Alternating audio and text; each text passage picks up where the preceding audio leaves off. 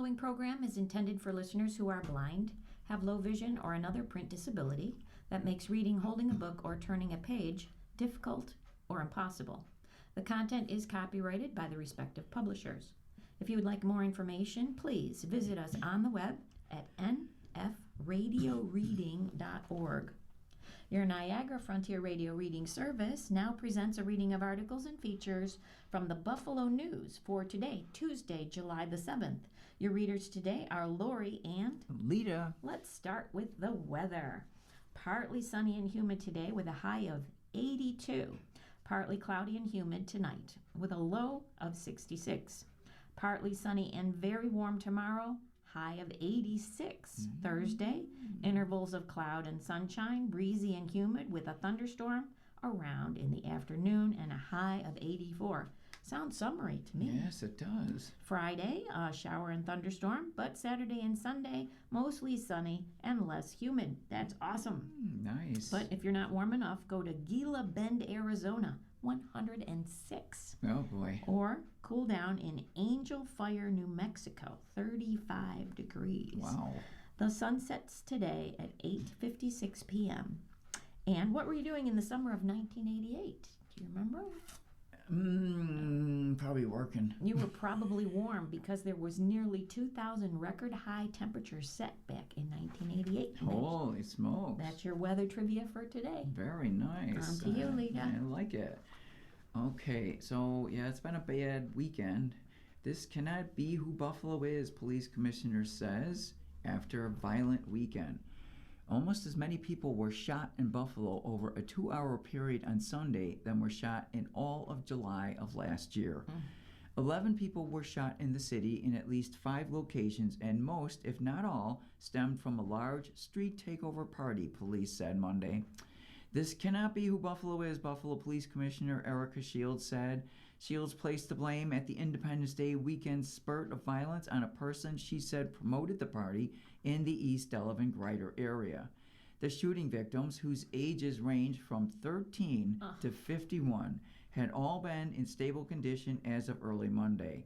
Shields said during an afternoon conference, "We need to focus on the fact that this was one promoter who promoted an event that was geared toward creating chaos and violence, and he succeeded." The violent weekend in the region also included the killing of a 27-year-old man incarcerated at the Erie County Holding Center, as well as 2 fatal shootings early Sunday in Niagara Falls. The victims of the Niagara Falls shootings were identified as a 19-year-old whose name was Jayla Brown and 22-year-old Jalen Rios. In Buffalo, 4 people were shot on Stevens Street, 3 on Glenwood Avenue, 1 on Moselle, 1 on Humber Avenue, and 1 on Grider Street. 1 shooting victim was taken to Erie County Medical Center from an undetermined site. Most of the sites where the shootings took place were within the footprint of the street takeover event, she said. The department said it did not have an official estimate of the crowd size, though she speculated it was in the thousands. The crowds were large enough to prevent firefighters and ambulance crews from reaching at least some of the shooting victims. Many in the crowds were also hostile to police and emergency responders. The commissioner said that the promoter, who is based in Buffalo and drew a large crowd of youth from around the area, had been charged with a misdemeanor last year for his involvement in a similar event. Shields said she is working with the city's law department to explore possible civil actions, including a cease and desist order against the promoter, whom she declined to name. She also did not rule out criminal charges. City officials will also attempt to go after the promoter's pocketbook, she said. Most of the attendees at the street takeover were from underserved communities, but some came from other parts of Erie County that would not be considered underserved. Some of the attendees arrived at the area via ride-sharing services like Uber, McAllister said. Investigators have not determined whether any of the shootings in Buffalo are connected with the 2 fatal shootings that happened that night in Niagara Falls. Shields said she was particularly affected by a separate incident in South Buffalo the same night, where an officer responded to a fight call on the street where he lives. After the officer dispersed the fight with his fellow officers, His home was vandalized shortly after with his wife and children inside. The department has been unable to determine whether it was a bullet or another object that broke a window of the home, Shields said. It was traumatic for them. Buffalo police, including the SWAT team, also responded that day to an incident of a man firing a gun from on top of a grain elevator on Ohio Street. No one was shot and no arrests have been announced, though they are expected. 14 people were shot in Buffalo in July of 25, according to figures previously released by police. Between the 1st of January and the 30th of June, there were 55 people shot in Buffalo and 46 incidents, according to data released Monday to the Buffalo News from a Freedom of Information Law request. Buffalo also had 9 homicides over the first 6 months of the year. Over the same time frame last year, Buffalo had 52 shooting victims, 45 homicide victims, according to a data previously released by police. Buffalo police withheld the names, ages, sexes, and races of shooting and homicide victims in the most recent data released to the news, information that has been regularly provided by the department for years. A spokesman for the police department referred questions about withheld data to the Department of FOIL office, which did not immediately respond to a request for comment. And the heat wave is over, or is it? That depends on where you live. Although the size of the deadly early June heat wave has shrunk significantly in the past day or so, dangerous heat still persists across portions of the South and the West. The record-smashing heat dome that had been dominating the weather pattern in the central and eastern United States since late last month will finally relent and shift westward through mid-July, said AccuWeather senior meteorologist Bill Duger in an online forecast. So far, at least 20 people have died in the heat wave, according to a USA Today analysis of the data. Indeed, extreme heat warnings are now in place for millions of people in the Southwest, including Phoenix, where the National Weather Service warns of dangerously hot conditions with afternoon temperatures of 111 to 116 degrees expected. Other heat alerts have been hoisted in the Southeast, in California, and even in northern Alaska, where a forecast a high of 80 degrees has prompted a heat advisory. According to the National Oceanic and Atmospheric Administration's Weather Prediction Center, the footprint of the oppressive heat that affected portions of the central and eastern U.S. last week will continue to contract through early this week as seasonal to below normal temperatures spread across much of the Northeast, Mid-Atlantic, and the Ohio Valley. However, the WPC added that the cooler air will be accompanied by a slow-moving frontal boundary and areas of low pressure, supporting multiple rounds of showers and thunderstorms with an increasing threat of heavy rainfall and flash flooding across portions of the Mid-Atlantic and the Northeast. Were there any records set?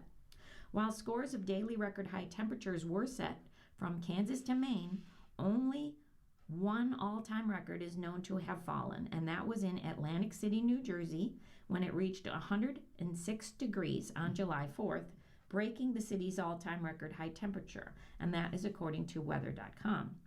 Washington, D.C. soared to 102 degrees on July 4th, which made it the hottest Independence Day on record there, and setting a record that had been in place since 1872.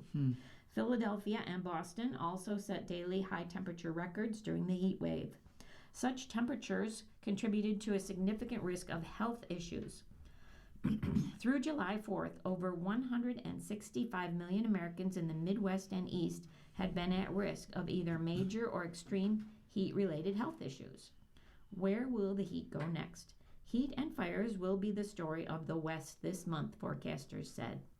Heat will intensify and expand across the Rockies and Plains through mid-month, according to AccuWeather. This will lead to more fires and smoke in the Rockies and High Plains and poor air quality due to less wind flow. The heat will be driven by the arrival of a strong area of high pressure known as a heat dome. This is similar to the one that baked the eastern half of the country beginning in late June. It will set up shop first in the southwest, and then it will expand toward the plains through mid-month. While Las Vegas and Phoenix will be near the core of the triple-digit heat through this week and even beyond, the thermometer will also be hot in places like Denver or Salt Lake City, where the 90s are forecast. A forecast high of 80 degrees in northern Alaska has prompted heat advisories there, the Weather Service said. Individuals not accustomed to these temperatures, to these unusually hot temperatures for the region, may experience heat-related illnesses. The normal high temperature there in July in nearby Barrow on the Arctic Ocean is in the mid-40s, so 40 degrees higher than they're used to. That's incredible. Yeah. Back to you. Okay, so here's a little interesting news for you Buffalo Bills fans. You can get an early peek at the new stadium next month if you're one of the personal license owner people. Elite. 91% of you. The rest of you, too bad. So the return of the blue and red, an annual intra-squad scrimmage held by the Buffalo Bills in Orchard Park, will not be the only opportunity for fans to experience the new Highmark Stadium on a non-game day in August. Pete Goelli, the Bills' president of business operations, told the Buffalo News that first-year coach Joe Brady will hold an open practice in the $2.1 billion, 60,000-plus seat stadium on the morning of Tuesday, the 18th of August. Holding a personal seat license doesn't get you first dibs to the practice either. Ooh, good to know. Details will be announced soon, Gwelly added, but tickets are expected to be made available online by the Bills on the 21st of July. Everyone has the same odds of attending the open practice. The new stadium opening next month, however, caused the Bills to change how tickets are distributed for return of the blue and red, which will be held on the evening of Saturday, the 8th of August. Personal seat license holders, who account for about 91% of Highmark Stadium capacity, have the first opportunity to claim a ticket. If you own a PSL, then you'll be able to sit in your seat for return of the blue and red. And because it is the first opportunity for PSL holders to see the Bills in the NFL new stadium, demand is higher than it was in past years when season ticket holders were also first in line. We're expecting, since it's PSL's holders' first chance to get into the building, that they're likely to take the vast majority of tickets, Gwelly said. Since we now have PSL holders, they have the right to their specific seat, where in the past, it was maybe more of a general admission type of event. We could see some available inventory, but I think it's important to manage expectations. There's so much excitement to get in the building, and it's the first opportunity for PSL holders to see it, so we're expecting them to be there. Naturally, fans were frustrated when word circulated that even a ticket to the intra-squad scrimmage will be difficult to obtain. The Bills anticipated the reaction. The stadium will also host 2 preseason games in August, a matchup with the Carolina Panthers at 1 p.m. Saturday on the 15th of August, and an exhibition finale against the Pittsburgh Steelers at 7 p.m. on the 27th of August, which is a Thursday. Gwelly and the team staff wanted to find another way to open the doors to as many fans as possible. After discussing options during a meeting last month, Gwelly walked into Brady's office to ask if the Bills' first-year coach for help. It was Brady who floated the idea of an open practice. He has brainstormed dates in August for his players to practice on Highmark Stadium's natural grass surface. The two discussed timing before Brady settled on a date, and the open practice will occur 2 days before the Bills practice against the Cleveland Browns in Berea, Ohio. The two teams will play a preseason game at Cleveland's Huntington Bank Field on Saturday, the 22nd of August. Return of the red and blue will be the finish line for the Bills' training camp. Beforehand, they will hold 7 practices at St. John Fisher University in Pittsburgh. Rather than returning to the dorms following the scrimmage, Brady opted to keep his team in Orchard Park. It's a part of his reimagining of the Bills' daily schedule, as Brady also changed start times for their workouts and meetings before and during the regular season. The Bills open the 26th regular season in Houston on Sunday, the 13th of September, and their first game in Highmark Stadium is against the Detroit Lions at 8:15 on a Thursday, the 17th of September.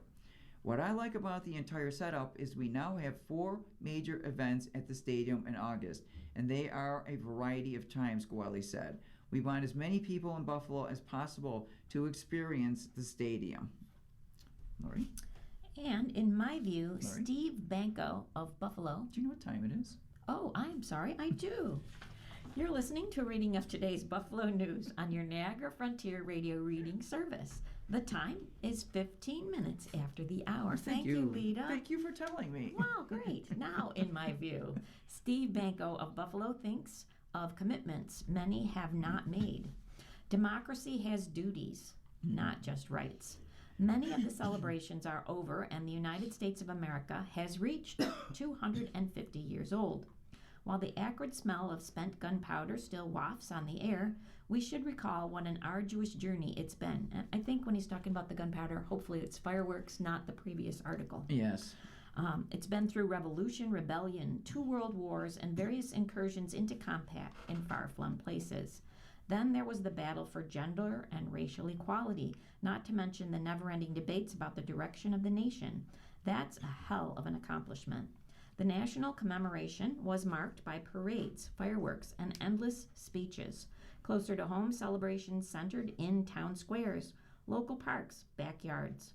Stars and stripes of all shapes and sizes festooned the landscape, and lofty rhetoric was spouted by politicians seeking to prove their patriotism with their rhetoric. They used words like freedom and patriotism and honor and courage. Assuredly, those can be good words when spoken with conviction, but the repetitive emphasis on them can diminish their relevance. When those words form trite phrases, the danger is to dismiss them as old and tired. If we give in to that danger, we will risk losing our shared sense of responsibility. In a time when everyone is vocal about their rights, far fewer of us recognize the responsibilities of citizenship. True. Too many Americans find the duties of citizenship, like voting, to be fungible, subject to individual whims. The resiliency shown by 2.5 centuries of our evolving democracy was a triumph of the collective American spirit. That spirit is energized into an equation of rights and responsibilities. Democracy was never intended to be a spectator sport. Our founders saw the need for citizen participation and engagement, and they saw that as vital. This is the occasion to rededicate ourselves to our founding principles. While bombs bursting in air draw gasps of awe and appreciation across the land, other places mark the occasion with solemn silence. In those places reside Americans whose dedication to a cause greater than themselves rests in silent testimony. Think of them as eternal flames on America's birthday cake. More than 1 million American men and women rest in cemeteries across the country, having rendered what Abraham Lincoln deemed the last full measure of devotion to our country. Visit a national cemetery and see the headstones of the fallen, arrayed in perfect military precision. The dead are meant to serve as immutable testament to the bromide that freedom isn't free. In fact, for most Americans, it is free. The burden has been borne by barely 6% of our citizens. Where once sacrificed for the common good was understood, it is now seen as the duty of the other. Even so, most veterans say they would do it all again. After our massive fireworks extravaganzas have faded, it is a good time to take a few seconds to recognize that such displays didn't thrill. They caused your fellow Americans to shudder with terror as they traversed battlefields from Bunker Hill to Basra. Utter a silent prayer of thanks that the sentinels of our security have stood and continue to stand guard to point the way to another 250 years. They are the few who answered the call most never even heard. Amen. Amen to that. In the editorial cartoon, Donald Trump, who Lori and I agree is looking fatter and fatter in these pictures every time we look at them, he's sitting at his, it's not an oval desk, mind you, it's just like a regular desk, and he has two trays on it. One says in, one says out, and it's full of papers, and then there's this little placard card that says, "Make things disappear" file, and in his file drawer he's opening up and he's throwing in the red card, which of course was a big deal in the World Cup, sexual assault claims, January 6th convictions, classified document cases, and election interference. And it's in his private drawer where he's hiding all of his you-know-what. Okay, the editorial from the paper itself, entitled Not Patriotic. Political rhetoric that distorts facts and gins up threats of violence must be universally condemned. It has been spreading across the U.S., and now 2 Western New York Republican leaders have jumped on this despicable bandwagon. Last week, Mayor Sean Ryan announced that there would be no city-sponsored 4th of July fireworks this year. The city of Buffalo has not sponsored a firework display since 2015, and even that was only made possible by the Erie Canal Harbor Development Corporation. But Ryan had hopes that the obstacles could be overcome this year. They were not. On the 1st of June, as has happened for the past 4 years, the Somali flag was raised in Niagara Square by the group Heal International in recognition of Somali Independence Day. The fireworks announcement and flag raising were not connected in any way, but local Republican leader Representative Nick Langworthy and Republican Committee Chair Michael Cracker suggested that they were in June 1st social media post, with Cracker going so far as to say that rather than fireworks, the city instead raised the flag of Somalia outside City Hall. There was no instead. Flag raising of all types happened weekly at City Hall as Irish, Italian, Polish, Ukrainian, Greek, Pan-African, and many other flags are temporarily flown alongside the American flag. Buffalo is a city of immigrants with many nationalities represented, and this is an appropriate manner in which to respect that reality. Langworthy went so far as to call the flag raising a choice over fireworks, adding that Buffalo's leaders didn't value America. These social media posts were broadcast and spread by partisan operatives nationwide. Subsequently, several Common Council members received death threats from a bomb threat was called into City Hall. As reported by the news, Justin Sandro, the Somali flag was stolen and his flagpole vandalized. In other words, partisan propaganda with more than a touch of racism created a non-event and fanned the flames of fake outrage enough to bring forth the possibility of deadly violence. When the founders wrote the Declaration of Independence, they were fighting real tyranny, and strong language was called for. In comparison, employing cheap misdirection under the guise of patriotism to make political points might seem too ludicrous to take seriously. But threats and actual vandalism resulted. That's what happens. That's what makes this weaponization of social media dangerous and concerning. The Buffalo Police Benevolent Association seemed to be opting into this playbook when it sent a message out to its members, one which was widely shared, warning them about possible counter-protesters at a freedom rally held by supporters of President Trump and others on the 4th of July. As reported by the news, Aaron Bessaker and Emma Kresge, the message cautioned that officers working the Trump rally be aware of people with extreme TDS, which is Trump derangement syndrome, and that this current city administration values the libtard ways more than the celebrating this great nation's 250th birthday. As it turned out, there was no need for caution. The rally, attended by around 50 people, seems to have proceeded peacefully and appears to have had only one counter-protester in attendance. The purpose of the message seems much less one of a warning than an attempt to spread contempt for Buffalo leaders. This is not helpful. Public safety is a goal that all Buffalo municipal organizations should work together to achieve. And about those fireworks, pyrotechnic displays were ubiquitous throughout Western New York in the region's towns, villages, and even in Buffalo, with public events at the Outer Harbor and at Salem Field. Anyone trying to get to sleep Saturday night can attest to the seemingly continuous presence of fireworks into the early morning hours. Those who wanted to protest could, and sadly, those who wanted to incite hatred were also able to do so. It may not be an ideal way to celebrate America's 250th birthday, but it is a sign of freedom. As the summer progresses, we can hope for more constructive and positive opportunities to celebrate. And in an opinion, Froma Harap says France is not totally cool with air conditioning. Europe is now the fastest heating continent, and Paris is suffering greatly under 100 degree plus temperatures. That has inspired some conservative Americans to politicize the French aversion to air conditioning. In return, many in France are blaming Americans burning up planet-warming fossil fuels to power their ACs. The Wall Street Journal holds that the easy answer for France is to install air conditioners. It got all huffy when Paris Deputy Mayor Audrey Pulvar remarked, "As the second largest emitter of greenhouse gases in the world, you bear a significant responsibility for global warming and the consequences we in France are experiencing." She specifically cited the energy Americans use to run their air conditioners.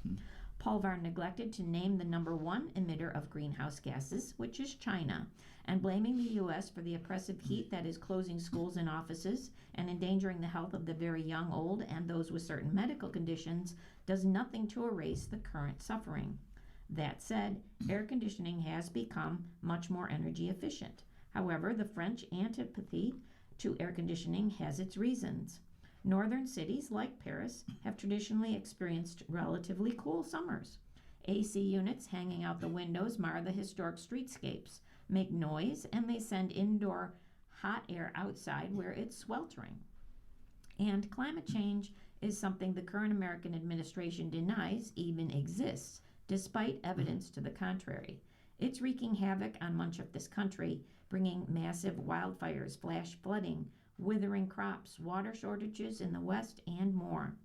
It's not true that there's nothing we Americans can do about this long-term threat, but there's little the French can do about this and last summer's heat. Barring a sudden spell of cool air, they will have to start bringing relief to their people. Otherwise, the economy will suffer with the Parisians. The American South knows the importance of air conditioning to its economic viability. Air conditioning takes much credit for the Sun Belt boom following World War II. Atlanta, Houston, Phoenix, and Miami became acceptable places for corporate offices. Before AC, Southerners relied on architecture and nature to make high temperatures bearable. The older houses feature high ceilings, sleeping porches, and shade trees. Proposals for our cities, northern as well as southern, include digging up more urban hardscape, pocket parks, greenery in schoolyards and on medians, and installing rain gardens to capture water are in the plans. Paris has tree-lined boulevards, but not much more in the way of green spaces. Chicago and New York both do a lot better on that front. An impervious surface covers 75% of Paris, whereas even Manhattan is only 63% enclosed by asphalt, parking lots, concrete sidewalks, and other surfaces that water cannot easily soak through. Paris does have a plan to incorporate more plants into the city's landscape. That could help. And international efforts to seriously confront the threat of rising temperatures would save the entire planet. In the meantime, air conditioning can get the people through this and the torrid summers that are to come. But what Parisians do is ultimately up to them. N'est-ce pas? Yeah, yes, true. The real truth behind the Affordable Care Act's phantom enrollees, and it's an opinion by Lisa Jarvis.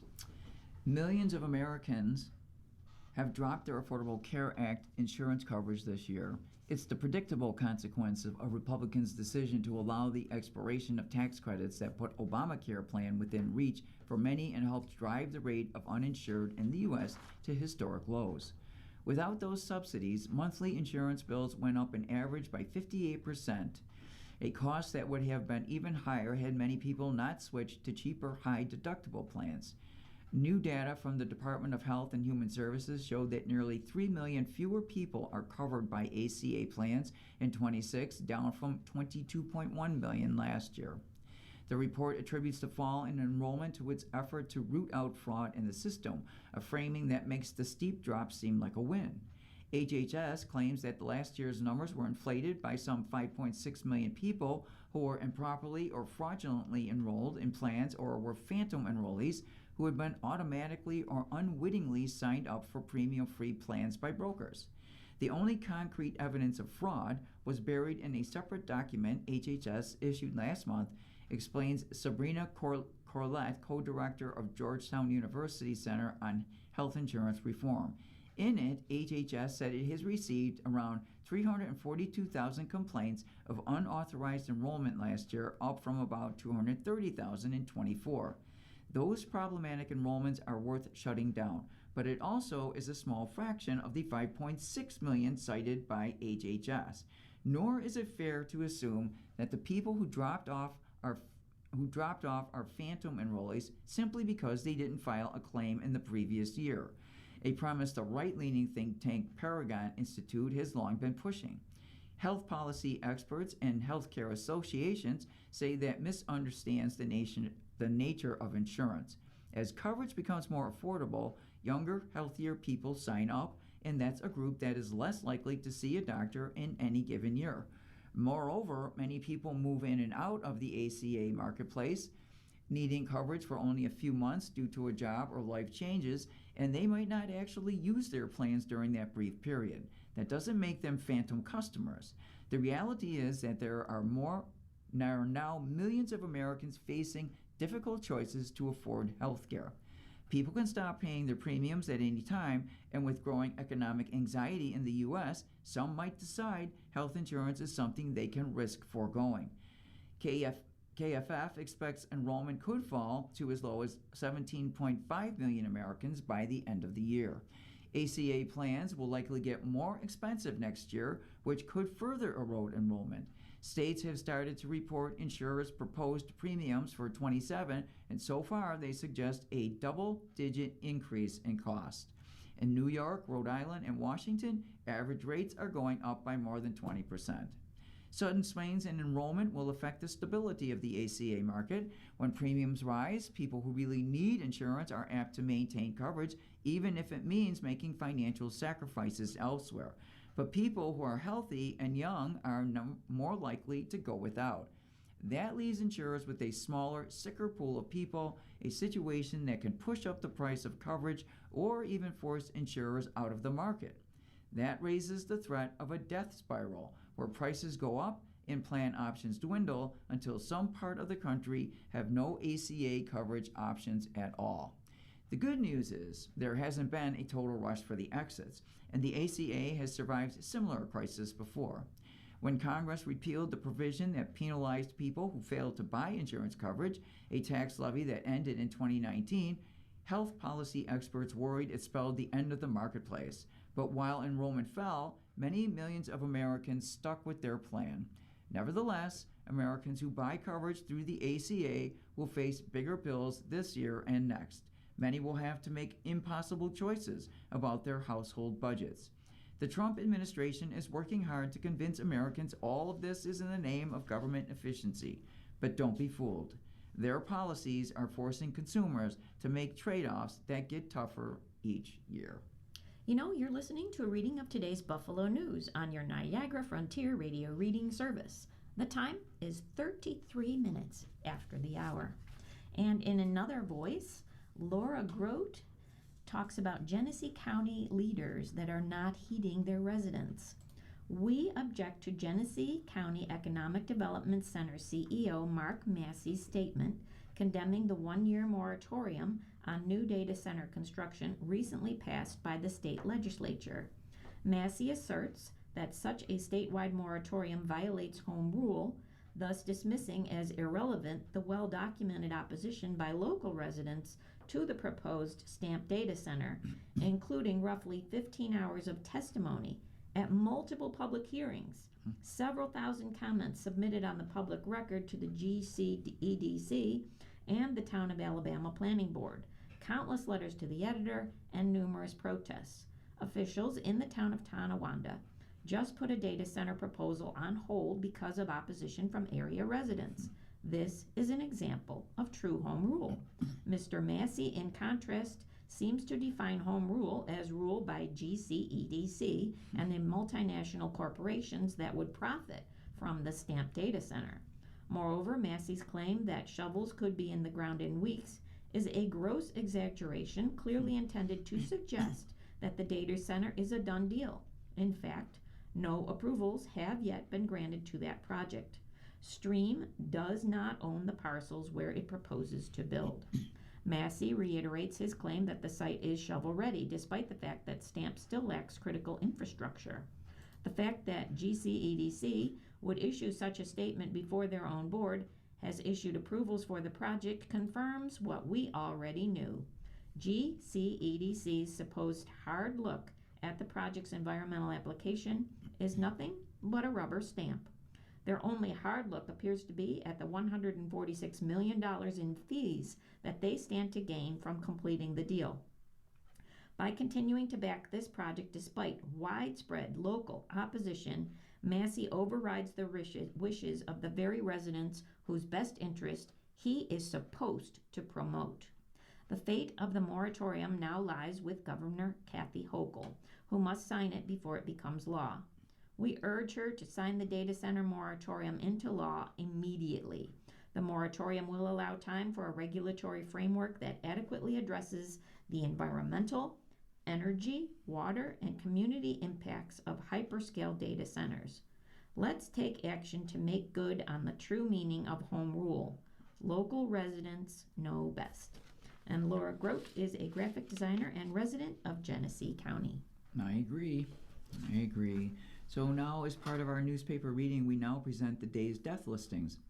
If you need further information on any of these names, you can call us at 716-821-5555. Patricia Mary Boland, John R. Flynn, Marianne Crow Nee Cumrow, Dale C. Kindred, William C. Couple, Bill, Jesse LaPiana Nee Mantioni, Regina Helen Lyons, Karen S. Perschalski, and Patricia A. Winter Nee Ross. Again, if you need further information on any of these names, please call us 716-821-5555. Again, that's 716-821-5555. It's time to look at the stars. Happy birthday for Tuesday, July the 7th. Let's have it. You are imaginative. You're ambitious and intuitive.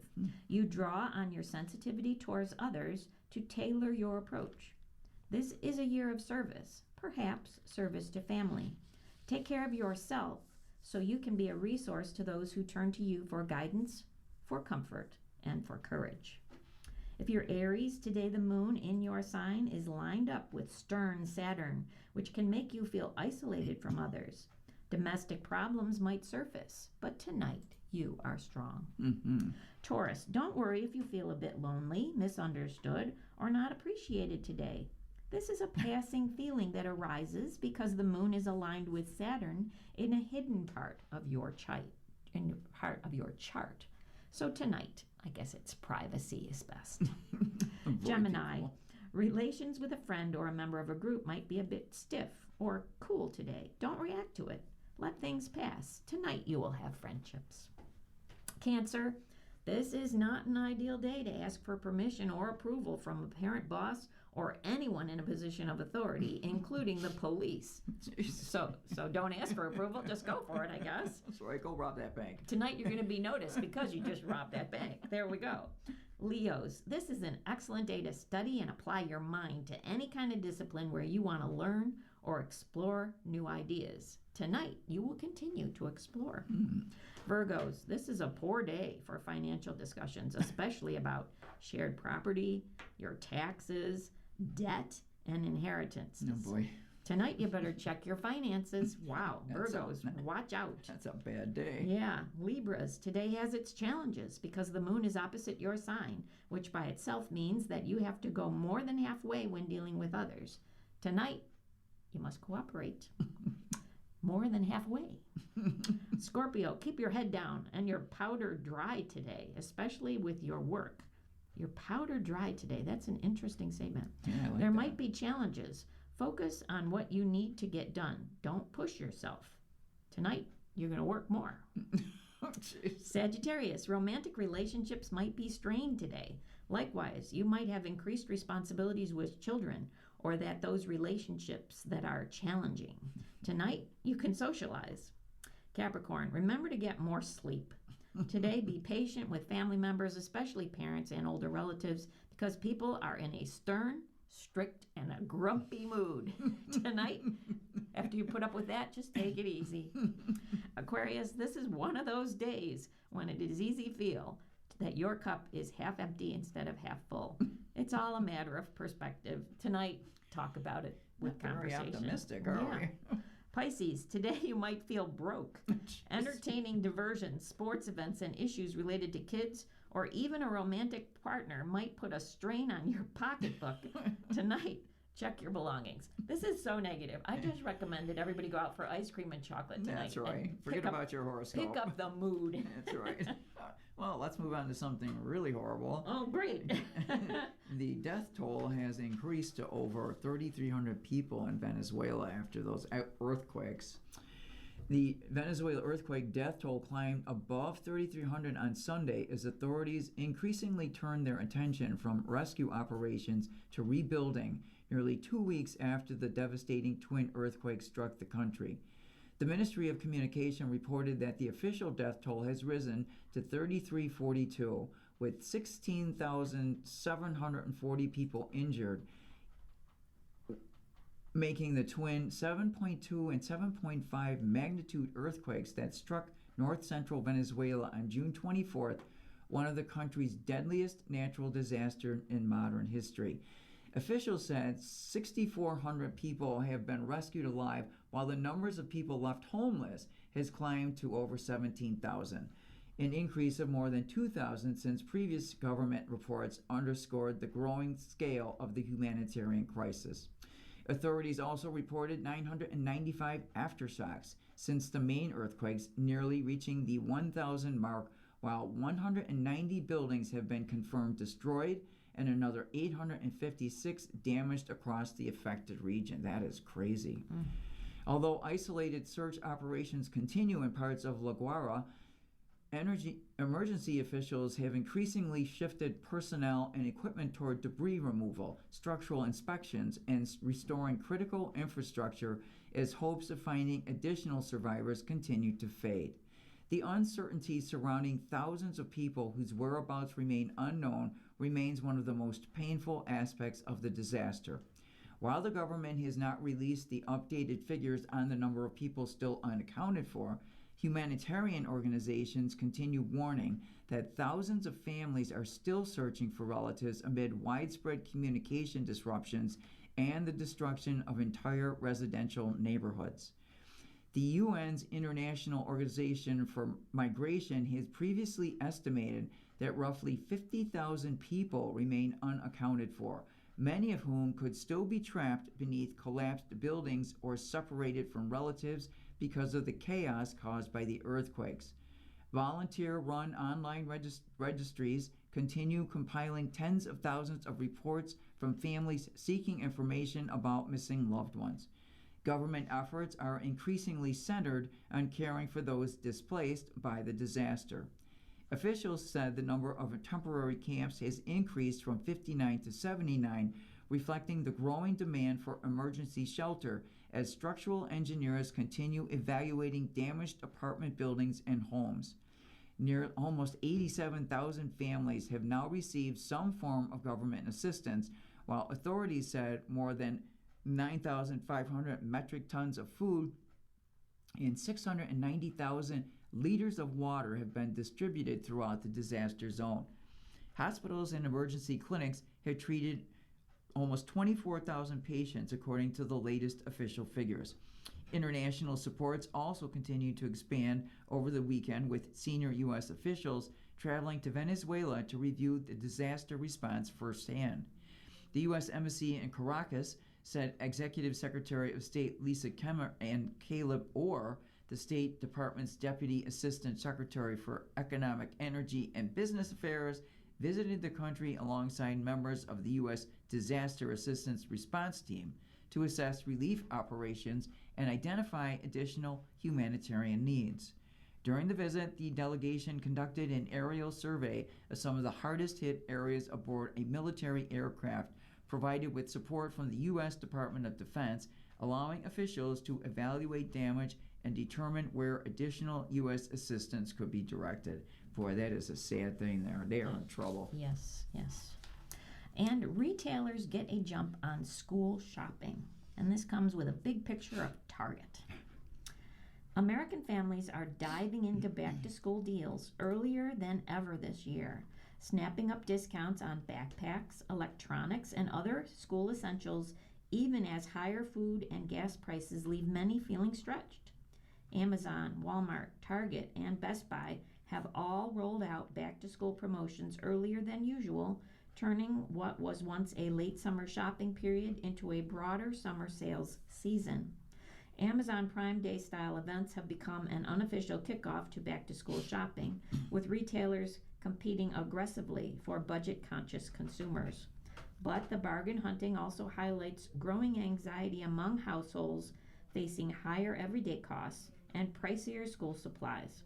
Parents are increasingly seeking discounts on basics while budgeting for trend-driven products, from customizable pencil cases, erasers, and bento lunchboxes to JanSport and North Face Borealis backpacks, Stanley and Awala water bottles, and dorm accessories popular on TikTok and Instagram.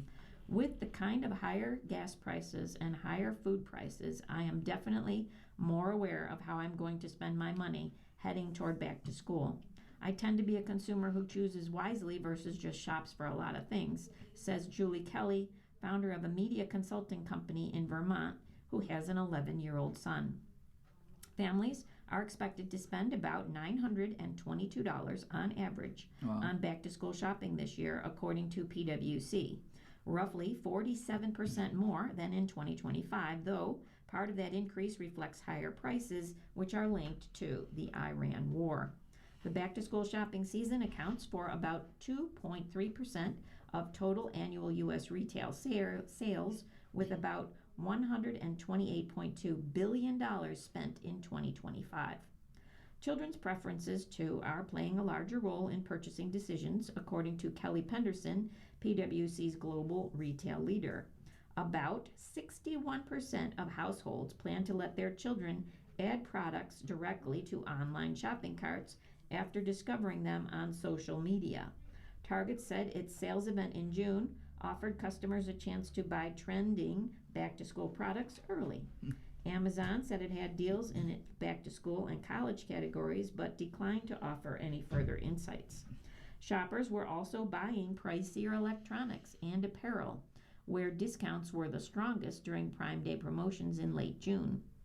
These categories have struggled with uneven demand as household budgets shrink.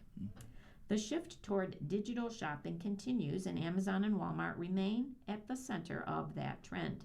PwC expects the share of consumers planning in-store back-to-school purchases to fall to about 70% this year, and that was from 79%, which was last year.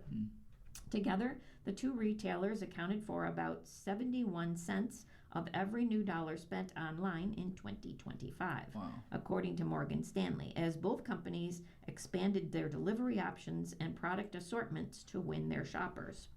Walmart's 4-day deals event last month included small appliances meant for students living in dorms, as well as bulk classroom supplies for teachers. It will also stock back-to-school supplies closer to the start of school, and that will be from mid-August to early September. That's the time then for retailers to make a value play on the less trendy items, said Jeffrey Degner, a research fellow at the American Institute for Economic Research. We're going to see a lower margin time frame when it comes to August and September, because the school lists don't come out until then, and you got to buy what the teachers want. Yeah, and then there's a mad rush. Yeah. Okay, so in some local news here, the school board action on sex harassment defended by a lawyer. The Buffalo School Board's leadership team has been subjected to widespread criticism, including from some of its own members, for a lack of urgency and transparency in addressing sexual harassment complaints filed by district employees against a board member roughly 5 weeks ago. But Barry Covert, a Buffalo-based attorney who regularly shares his perspective on prominent cases, said the leadership team's handling of several aspects of the accusations should be defended, citing the inherent tensions in sensitive matters. How do you maintain the confidentiality but still assure the other employees, the other board members, the public, and the media that you are following the procedures appropriately, Covert said. Disagreement over the handling of the accusations amplified existing division within the school board. At-large board member Larry Scott has repeatedly voiced his concerns publicly, arguing that the board's inaction disregards and demeans the voices, dignity, and rights of the complainants.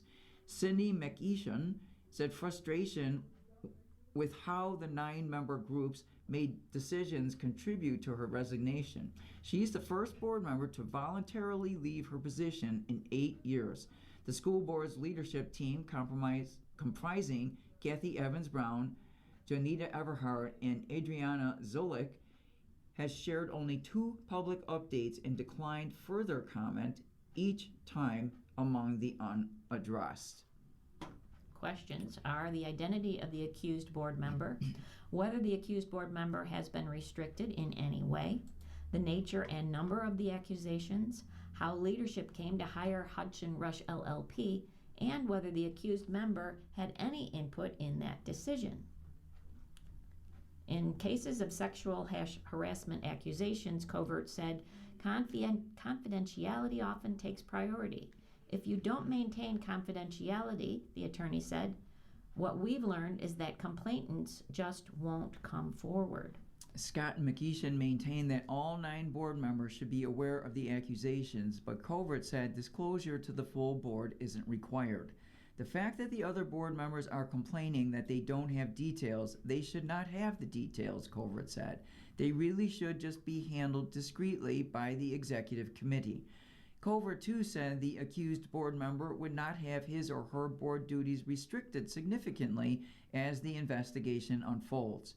I would not expect them to suspend his access to the school district or anything along those lines, Covert said, unless there's some real bad accusations of predatory conduct.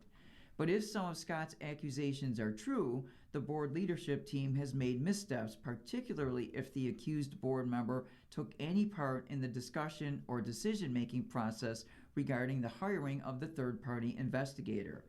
It does bother me if the school board member who is accused, if he had any say and didn't rescue himself from determining who the law firm would be, or recuse himself from even any discussion about the allegations, Covert said. The attorney added that the accused school board member should also be sequestered from the complaints during the investigative period. Scott's claim that hiring Hodgson's Russ LLP represented a conflict of interest because fellow board member Stefan Wright received $500 in campaign donations from one of the firm's attorneys also didn't hold weight for Covert. It's traditionally not enough to get you conflicted off of a matter, he said, adding that it is not uncommon for attorneys to donate to judges' election campaigns. Covert said last week he would have anticipated Buffalo Public Schools Human Resources or legal departments conducting an internal investigation, while the Buffalo School Board also pursued a separate third-party investigation. That is not what happened. A district spokesperson said last week that Buffalo Schools Human Resources Department did not investigate the complaints because board members are not district employees. Emails from Evans Brown to board members shared previously with the Buffalo News appear to reinforce the district statement. Outgoing District General Counsel Mary Scarpine urged the board to pursue an external investigation.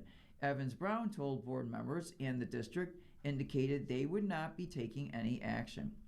A dive into Buffalo Schools policy documents provided little clarity. Protocol for responding to accusations of sexual harassment is detailed in 3 separate sections with one clause furthering the confusion. The determination as to which district policies and/or documents are applicable is fact-specific, and the Civil Rights Compliance Officer may work with other district staff, such as the district's Title IX coordinators, to determine which district policies and/or documents are applicable to the specific facts of the complaint. District policy reads. That sounds confusing. Yeah. Some policy areas read generally in respect to the required timetable to complete a sexual harassment investigation. The district will promptly respond to reports of sexual harassment in the workplace, ensure that all investigations are conducted within a reasonably prompt time frame and under a predictable, fair grievance process that provides due process protections, and impose disciplinary measures and implement remedies when warranted, reads a board-approved policy revision in 2019 that is available in a board document archive, but not in the active policy manual. Some parts of district policy are more specific, requiring the district to conduct a prompt and thorough investigation no later than 3 working days following receipt of the complaint, and to share the findings of the investigation with the superintendent no later than 20 working days after the complaint was received. Covert believes the time allotted for an investigation varies. 20 days is very ambitious, the attorney said. How will the city's deal on parking ramps impact operations? With the sale of the City of Buffalo's 4 parking ramps to the newly created Buffalo Parking Authority complete, the new board has assumed control of the assets and will be responsible for their operation and their maintenance. The city gets a more than $60 million financial boost to help it close the books on the last fiscal year and help to cushion the blow of steep tax increases as it works towards financial stability. But what else does all this mean? Here are some of the things to know about the new authority. The deal. While the newly created authority has been described as owning the ramps, that's not quite right. The city continues to hold title to the ramps, meaning that if something extreme were to happen and the authority were dissolved, the city would still maintain control over the assets. Deputy Mayor Benjamin Swanekamp, who oversaw the deal for the ramps to move to the control of the new authority, said it is more accurate to describe the deal as a long-term lease. The authority board approved all of the financial moves for the authority to take out municipal bonds, essentially borrowing the $60 million to pay the city for the right to operate the ramps. The authority will now pay the Buffalo Civic Auto Ramps, the entity that has run the ramps for the city for years, to operate them. Under former Mayor Christopher Scanlon's original plan for the ramp sales, the idea was that all profits from the ramps above operating costs and debt service would be returned to the city's coffers, a figure that Scanlon administration estimate would start at about $2 million a year, and it would continue to rise. During the formation of the authority, contractors the city hired to help execute the deal came across an Internal Revenue Service rule that requires such authorities to reap the benefits and the burdens of operating the ramps, which they say prohibits the transfer of profits back to the city.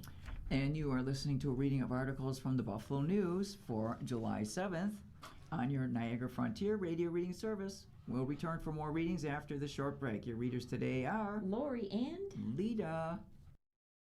If you're listening to this publication online, you're probably using our website, a podcast player like Spotify or iTunes, a streaming service like Siro, or a smart speaker. Did you know that we now have a dedicated app that can be downloaded to any mobile device, like a smartphone or tablet, for free? App users can conveniently access our live stream and any episode of our podcast easier than ever. To download the app, just type NFRRS in the search window in the Apple App Store or in the Google Play Store. Contact us anytime if you have any questions by calling 716-821-5555, extension 5. Thank you.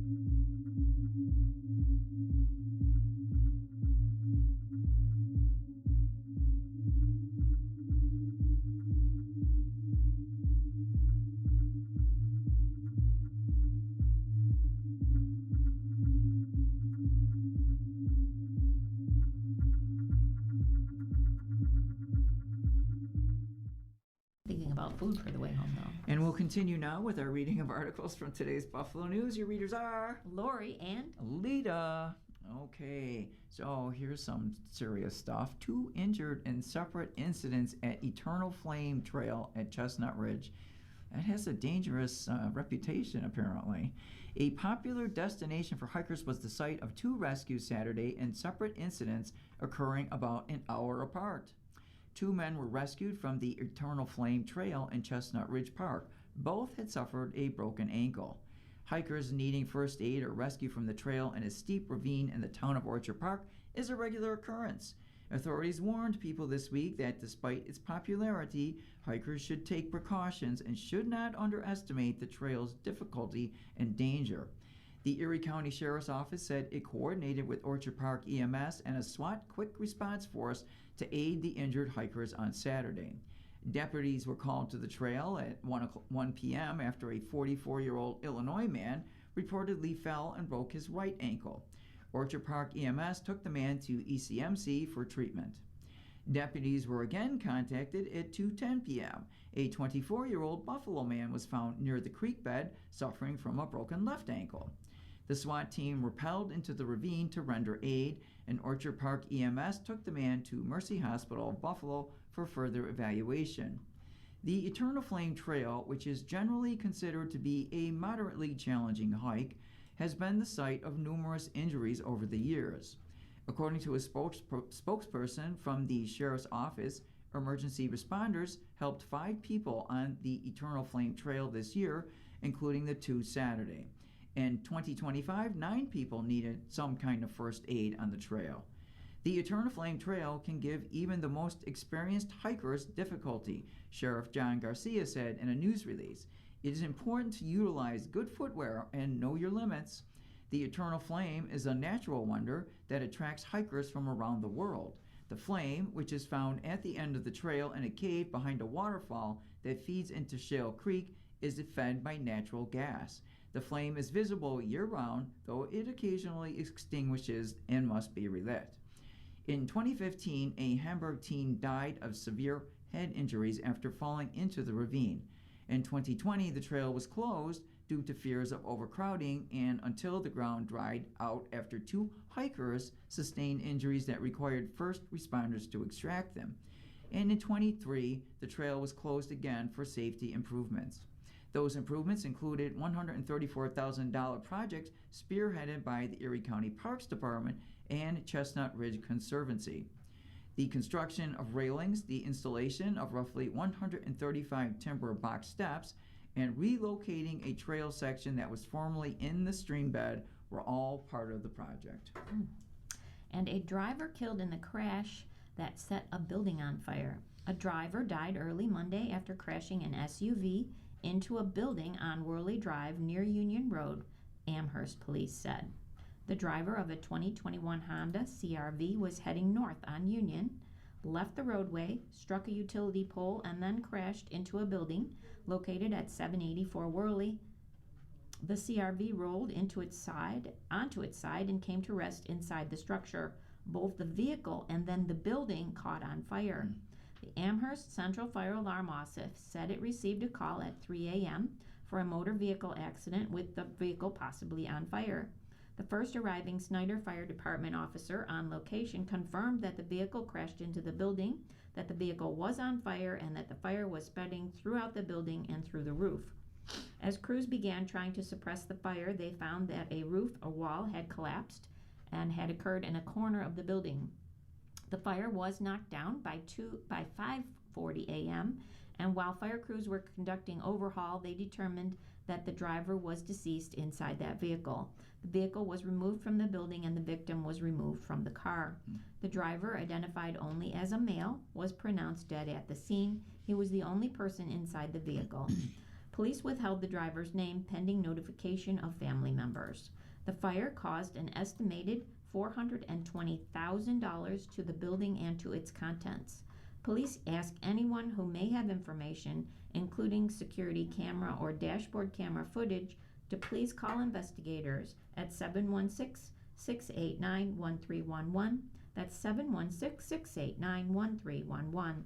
As of late Monday morning, Worley was reopened to traffic, but Union between Worley and Ellen Drive was closed while utility crews replaced that damaged pole. And continuing with some local news, a Catholic church with storied history is overdue for an interior overhaul.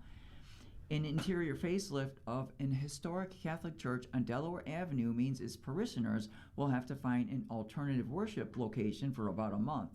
Work is scheduled to begin on the 13th of July on a host of improvements to the space inside Blessed Sacrament Church, which will be temporarily closed for approximately 4 weeks due to construction activity. Among the renovations, plaster repairs and painting, restoring stained glass windows, restoring the original terrazzo at the center aisle and altar area, refinishing hardwood floors underneath the pews, and improving pew space for comfort and handicap accessibility. Workers also will be renovating bathrooms and installing a ramp to make the church more handicap accessible. A gift of $300,000 from an anonymous donor who stipulated that the money be used for accessibility improvements at the church will pay for a portion of the work. The gift was seed money for an ongoing $1 million campaign by the McLoin-Junker Foundation, a private foundation established in 2024 to benefit parish programs and preservation of the church. The New York Landmarks Conservancy also announced last month it was awarding $10,000 through its Sacred Sites program toward the restoration of 29 Munich-style stained glass windows that were made in Innsbruck, Austria. The improvements are all long overdue, said Peter Rizzo, a parishioner who is helping to oversee the project. This is going to be a journey of restoration, but also modernization, Rizzo said. We're excited about it. These are things that are really, really important, especially with the larger volume of people coming in wheelchairs who have walkers and canes. We need to take what I call a pastoral approach, caring for these people in a place of worship like this. The church has a colorful history. It was constructed in 1887 to 1889 as a chapel for Bishop Stephen Ryan, the second bishop of the Buffalo Diocese, whose episcopal residence was built at the same time. The chapel originally sat up to 228 people. After an expansion in 1908 that doubled the seating capacity, the building was designated as a church, and 3 years later it was moved on logs 300 feet to the northeast to make room for the construction of St. Joe's new cathedral. Wow. Yeah. The cathedral's completion in 1915 resulted in Blessed Sacrament becoming a chapel again, according to a landmark application submitted to the Buffalo Preservation Board.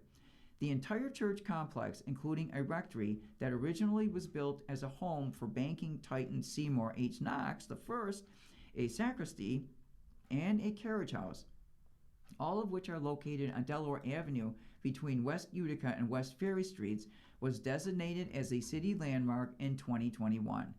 Blessed Sacrament returned to church status when the new cathedral was demolished in '76 due to structural problems.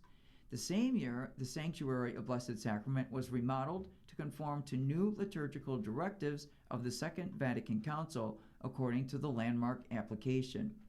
The planned work involves bringing back some of the original features of the church, including the terrazzo floors of the center aisle and the altar, and restoration of several wall frescoes that were hidden by plaster many years ago.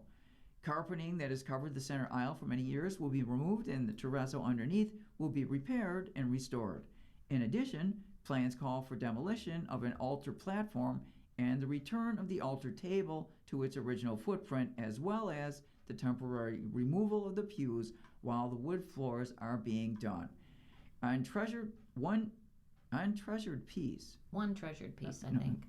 One treasured piece from the past that won't be making its way back into the church is an ancient marble altar that was destroyed during the '76 renovation. The Reverend James McLoin, first rector and pastor of the Blessed Sacrament Chapel, brought the altar from Rome. It was originally installed in the church by San Salvador and had been consecrated by Pope Gregory, now known as St. Gregory the Great, in 590. To try and have Mass while the construction is underway would be way too disruptive, Rizzo said. The parish has arranged to have its regular 10:30 a.m. Mass, Sunday Masses, during the construction celebrated inside St. Michael Church on Washington Street. Those parishioners who usually attend the parish's 4:30 p.m. Saturday Masses may opt to go either to St. Louis Church for its 4 p.m. Mass on Saturdays or to St. Michael Church, which offers a Mass at 5:30 p.m. on Saturdays. Interesting. What a history. Yeah, sure. And the holding center death is apparently a homicide. Antonio Pizarro died Saturday at the Erie County Holding Center, and it appears that he was killed by others that are inside the jail. Pizarro, age 27, who was being held on parole violation charges, was found unresponsive in his cell at 11:11 a.m. on Saturday. Attempts to save his life failed. Unlike other deaths in the jail, which have involved suicides and deaths resulting from other emergencies or neglect, Pizarro's death appears to represent the first one in more than a decade in which an inmate's death may have resulted from violence against him by another person or persons held in custody. But this death is likely to raise more questions about the conditions of the holding center, which has been criticized as outdated, inefficiency, and a safety concerns for those who are housed there. With the failed campaign to build a new consolidated jail at a price tag of roughly $500 million in 2025, local lawmakers are being asked to make multi-million-dollar investments in the jail this year and in future years. The Erie County Sheriff's Office has released limited information about the circumstances of Pizarro's death, saying the case is being investigated as a homicide and potential suspects have been identified. In response to a Buffalo News request for more information on Monday, spokesman Chris Horvatis said a complete and thorough investigation is ongoing. Sheriff John Garcia did not respond to requests for comment. Pizarro's mother, however, posted about her grief on Facebook. It is with deepest and most profound sadness I could imagine that I must tell you that my son Antonio Jose Pizarro was killed at Erie County Holding Center yesterday afternoon, she wrote, criticizing the legal system that chewed him up, spit him out, and killed him. I cannot tell you what a wonderful and special human being he was and how he was my entire world. All I can say is I need your prayers and a good lawyer. They will not let me see my son. I cannot hold his hand or kiss his head. Yesterday I was a mother. I had a son. His name was Antonio. Now he is gone. She also referenced the past holding center death of her niece, Rosalie. Oh my gosh. In 2014, a woman named Rosalie Yvette Mendez, age 26, was found to have died by suicide in a county jail after being held on a misdemeanor drug and weapons charge. I am not able to see or speak to people right now, she said in a follow-up Facebook post. I am so completely devastated, and I'm just trying to put one foot in front of the other to get through this nightmare. I'm asking everyone to please not come to my house. I just can't right now. I can't speak about him. I can't imagine him, what he went through, or the thought of trying to have a funeral for him. She added that she would need to help raise the money necessary to bury her son. According to a sheriff's office news release, personnel were called at 11:11 a.m. Saturday after an incarcerated man was found unresponsive in his cell.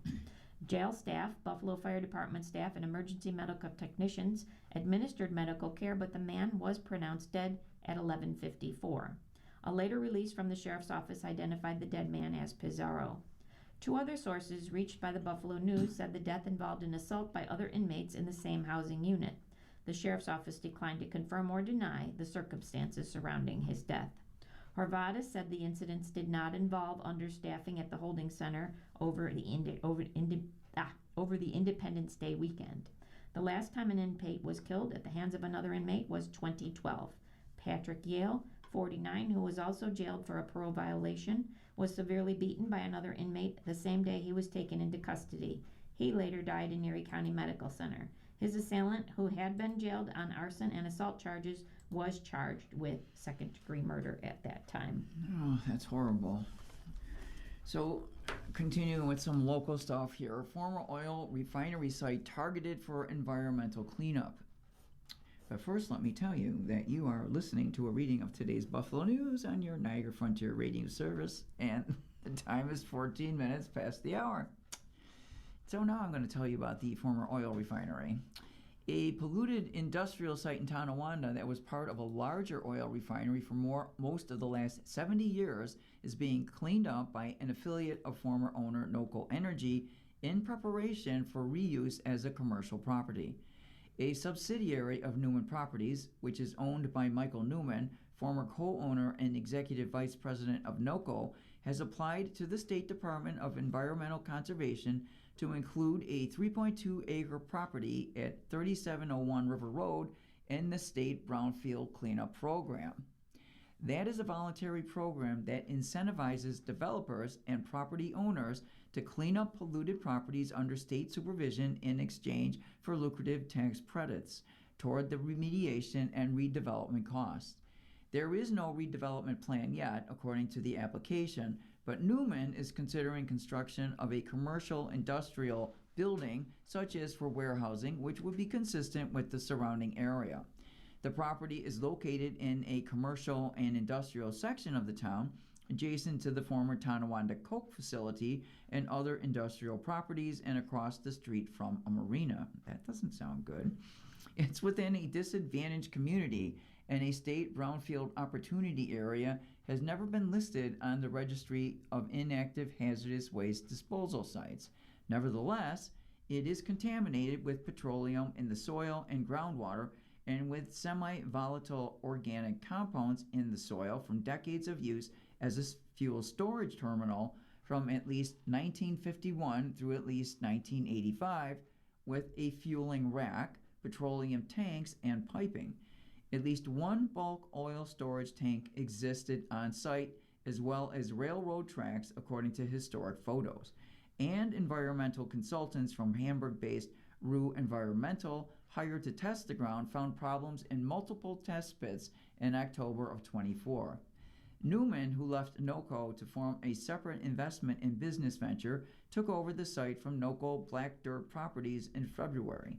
The eastern part of the property is currently leased and operated by Woodlands Earth and Stone, a landscape supply company that has been there since September of 2014 and uses it for outside storage of materials. There is also one main commercial building as well as an underground storage tank. The site is covered by asphalt, concrete, gravel, or grass. If accepted into the brownfield program, the company would complete its environmental investigation this month, with work starting in spring of 2027 and finishing by year's end. The cleanup would include excavation and removal of impacted soil and materials. Oh, and also in development news, Freight House, Delaware Plaza, sold. A Black Rock apartment complex that was formerly an industrial freight house and a Delaware Avenue retail plaza have new local owners after they changed hands in a pair of deals totaling $17 million. Frank Fidel's Delaware Place Plaza LLC paid $11.9 million to buy the Delaware Place Plaza from Plaza Group, a retail and office space developer whose founder and owner died last year. The 73,000 square foot retail center, located at 2611 and 2625 Delaware Avenue, consists of 3 buildings on 6.07 acres at the corner of Delaware and Avery Avenues.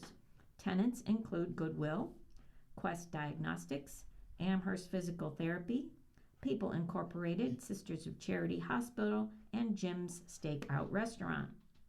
Broker Vito Picone, who represented Plaza Group, said there was a lot of interest in the property, including from downstate and across the country. A high percentage of my calls of interest were not from the area, he said. The plaza is very well kept. This is the 3rd transaction Picone has handled for Plaza, which is slowly selling off its holdings after founder Ron Alsheimer died in April 2025. Plaza Group previously sold a closed Rite Aid pharmacy store in Lackawanna in October and a Well Now Urgent Care Center at 5495 Sheridan Drive in Amherst, and that was in April. Founded by Alsheimer in 1997, Plaza Group developed and owns retail, office, and medical properties in Western New York, including its Plaza Suites concept of small offices that it introduced in 2000. At one point, it had 42 commercial properties in the region, including the 100-year-old Hoyer Building, located at 374 Delaware Avenue, and 3 Plaza Suites locations at 70 Niagara Street, 534 Delaware Avenue and 1207 Delaware. But his portfolio is down to only 15 properties now. Meanwhile, developers Carl Frislin and Jason Yachts, who teamed up to convert the former New York Central Freight House into the Black Rock Freight House Apartments, have sold the mixed-use brick building to an Orchard Park investor for $5.8 million. Litho Minor LLC, a group whose membership includes Ian A. Finn, is registered to an Orchard Park address. The two developers, Frislin is an architect while Yachts is a preservationist, had purchased the long and slender former railroad facility and turned it into 35 law-style apartments and 3,044 square feet of commercial space in a $10 million adaptive reuse project that includes 4 one-bedroom apartments, 32 bedroom units, and 1 3-bedroom apartment. Other projects by the duo included the former Otis Bed Company building on Florida Street, now the Mattress Factory Lofts, with 34 apartments, and their $30 million renovation of the former Barcalo Manufacturing Company building, located at 175 to 245 Louisiana Street, and made it into 119 loft apartments and offices. That guy's got a lot of money. And a lot of Yes. things in the fire. Irons in the fire. A lot There of we irons go. in the fire. A lot of irons in the fire. You got that. So let's go see what Eric has to say. Dear Eric, I had a casual friend, Casey, in high school, but didn't reconnect until a few years ago.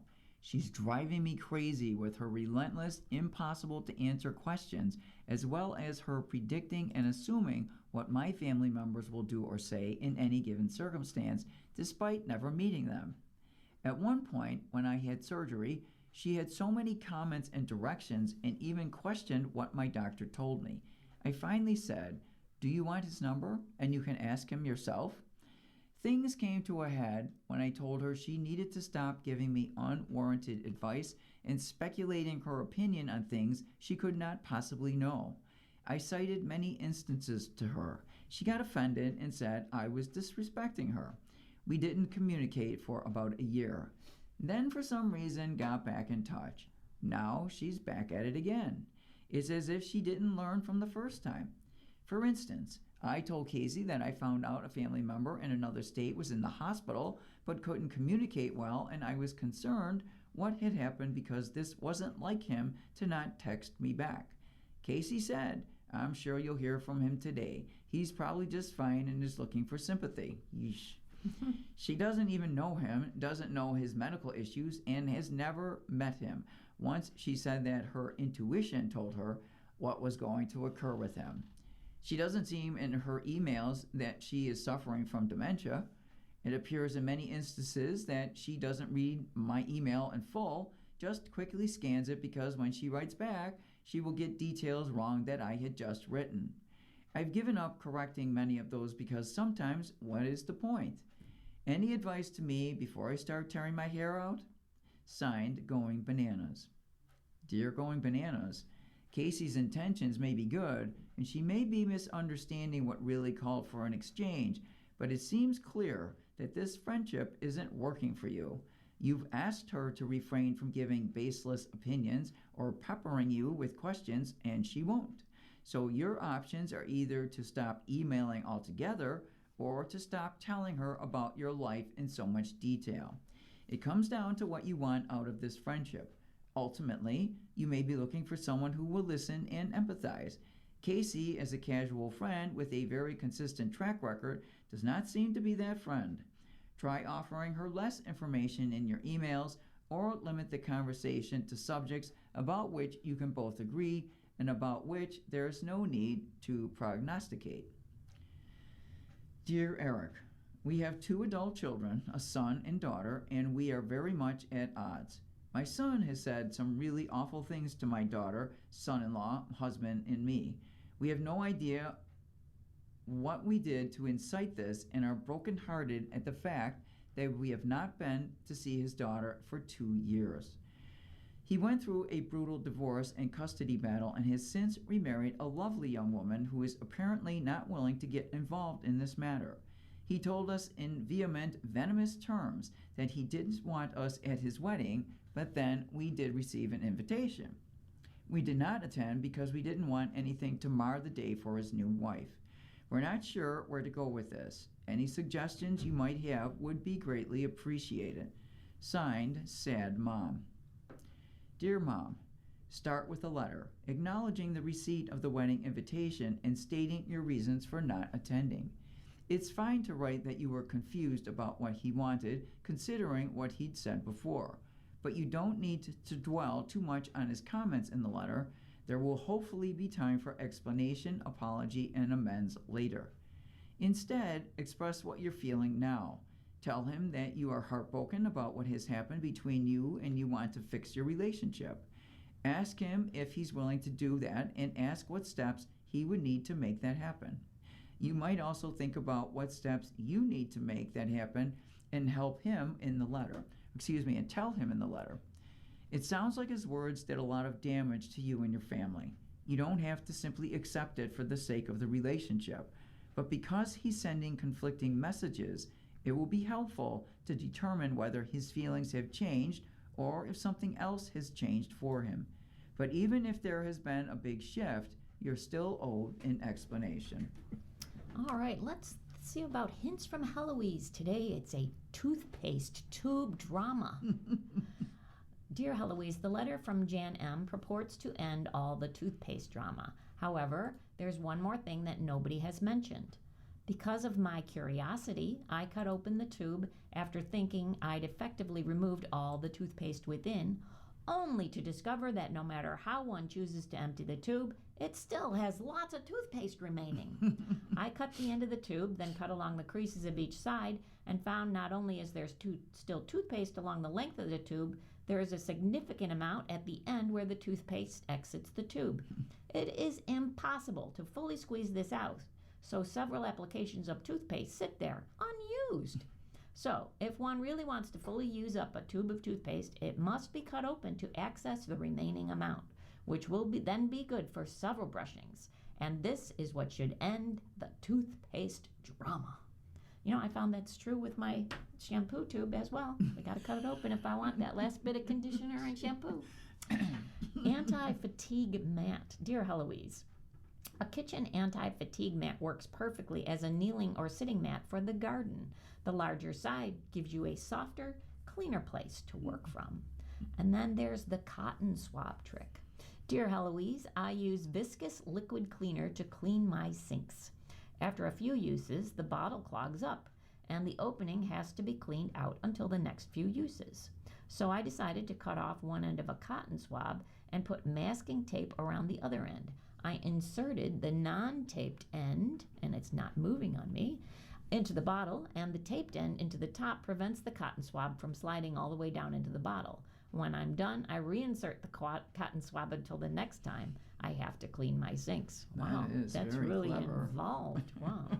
The word like. Dear Heloise, thank you very much for mentioning that like is now used instead of taking a breath or pausing for like a second or two to collect one's like thoughts. People who use like in this way have never been taught how to diagram sentences. Diagramming like forces the student to recognize the function of each like word. It's very boring, but very, very helpful. John S. via email. John, the overuse of the word like annoys me too. When it's used frequently by the speaker, it sounds as though their vocabulary is very limited. I try very hard to eliminate this word as often as I can when I'm speaking to someone. There's a panic button on the key fob. Dear Heloise, I just read the letter about the person using their key fob to find their car in a parking lot.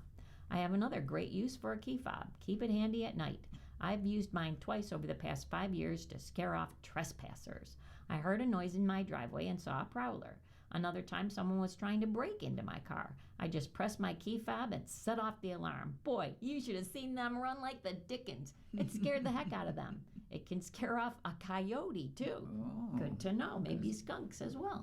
Yeah. Or, I don't know if you want to scare a skunk, though. I don't know. And You're listening to a reading of today's Buffalo News on your Niagara Frontier Radio reading service. I didn't know that. Yeah, the time is 29 minutes after the hour. Thank you for telling me. You're welcome. And let's go to sports. Which player takes the biggest step in year 2 for the Buffalo Bills? Do you know? No. I do not. Oh, neither do I. The jump from rookie season to year 2 can make or break an athlete. which Buffalo Bills player will take the biggest step in his second season this year? All signs point to Landon Jackson. To start, Jackson has an easy path to improvement in one major area. He played just 3 games in his rookie season. He was inactive to start the season, a byproduct of the depth chart. He made his debut in Week 5, playing again in Week 6, then he was out of the rotation again. Then, returning to the lineup in Week 10, he tore up his knee and was placed on season-ending injured reserve.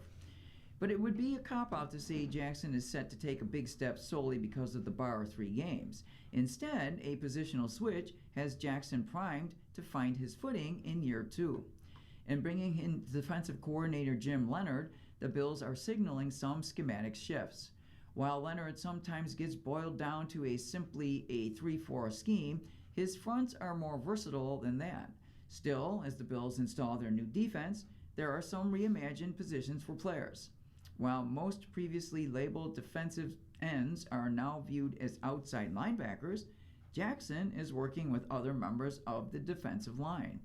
After the draft, Bills general manager Brandon Beane said in this new chapter, he envisions that Jackson will probably be more of that 4-I role for us. The I in 4-I refers to the player lining up on the inside of the opposing offensive tackle. Thank you for that. Yeah, I didn't know. When Beane first came to Jackson with the suggestion, Jackson was immediately all in. I think he knows this new defense that we're going to do is something that I've thrived in Arkansas, Jackson said. That's what got me to this level. So switching to that defense really excites me. That's something I know, something I'm familiar with, and playing a lot of 4-I, tight, heavy 5 technique. I'm real comfortable with it, and I think Brandon has a lot of confidence in me and love it, ready to get going and excited for the season. While Jackson is tasked with both returning from its injury and learning a tweaked position, Leonhard sees Jackson handling it all the right way. Jackson has put on weight and is staying in his playbook. Number one, I'm excited that he sees the vision of the defense and what his role can be in it, Leonhard said. Anytime you're coming off an injury, the number one thing is just confidence. The confidence in your body, the confidence that it's going to respond the way that you want and what you expect. His body looks great. Leonhard spent 2016 to 22 coaching at the college level, working his way up to interim head coach at Wisconsin before spending 23 at Illinois as a senior football analyst. From that, he'd seen Jackson's tape even before they both wound up at Buffalo. Leonhard reiterated Jackson's belief that his college play has him prepared for this transition at the professional level. He's doing a tremendous job of learning the new scheme and where he fits, Leonhard said in May. Everything we asked him to do, you saw in his college tape. Everything we're going to ask him to do, whether it's playing on the edge or sliding inside into the B gap. So again, this player that I am familiar with for a number of years before I even got here from college and watching his tape. So I'm excited to see what he can do. Jackson is also benefiting from the revamped Bills coaching staff, including both Leonhard and defensive line coach Terrence Jameson. A lot more technical. We're breaking things down a lot more in the film room and on the field, Jackson said. If we mess up on an individual rep, it's get it cleaned right there instead of waiting until later. I am enjoying it and I'm loving it. Jackson is joined in his draft class by defensive lineman TJ Sanders and Deon Walker. Those teammates have been able to see the work Jackson is putting in, not just to rehabilitate his knee, but to take the next step when it comes to an on-field production. He's crazy, Walker said of Jackson. He loved the weight room this offseason. He was frustrated last season with the injury and all, but that just shows how much work he put in, how much dedication he's poured into himself, and his investment into himself. So you can't do anything but love and respect that. All right, and in sports notes, Chiefs Kelce is among the top 100. Kansas City Chiefs tight end Travis Kelce follows a life-changing moment. Now, they got married over the weekend. All right, that's fine. With a reminder that he's still one of the league's best players. The selection to the NFL Top 100 program was again warranted given his unparalleled success at his position. Chiefs fans are proud to continue witnessing Kelce play in the league and being ranked number 79 on this year's list. The veteran tight end put an end to retirement rumors during the offseason after signing a new contract to stay in Kansas City. He continues to be a feared offensive option for Patrick Mahomes and a trusted locker room leader. Kelce finished last season with 78 catches for 851 yards and 5 touchdowns, earning his 11th Pro Bowl selection.